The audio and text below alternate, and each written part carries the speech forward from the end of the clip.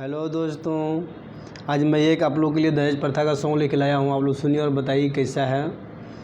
कि खेलनी कूदनी बाबा के अंगनवा हो, गवनवा के दिन आ गईल।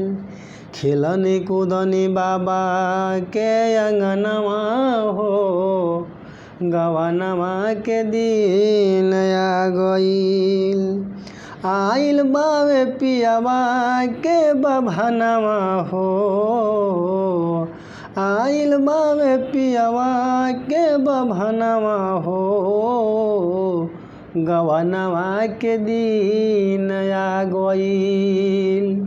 खेलनी कूदनी बाबा के अंगनवा हो, गवनवा के दिन आ गईल।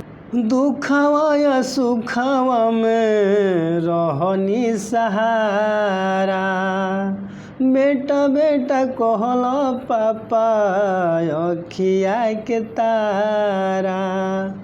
दुखवा या सुखवा में रहनी सहारा, बेटा बेटा कहला पापा अखिया के तारा। दुआरा प बाजता बजनवा हो, दुआरा प बाजता बजनवा हो, गवनवा के दिन आ गईल।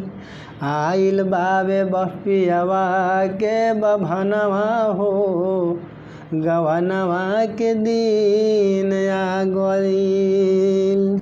कोनो ही से आवेल तो कोरावा उठावेल, माथवा के चुमी चुमी छतिया सटावेल।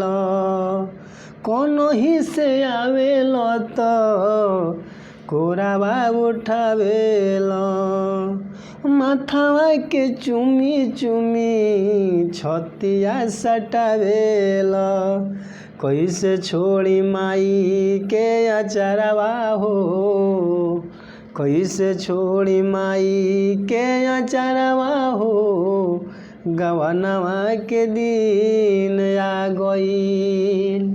आइल बावे पियावा के बभनवा हो, गवनवा के दिन आ गईल। गोदिया में लेके पापा कहानी सुनावेला, चंदमा माया रे आवो कही के बोलावेला।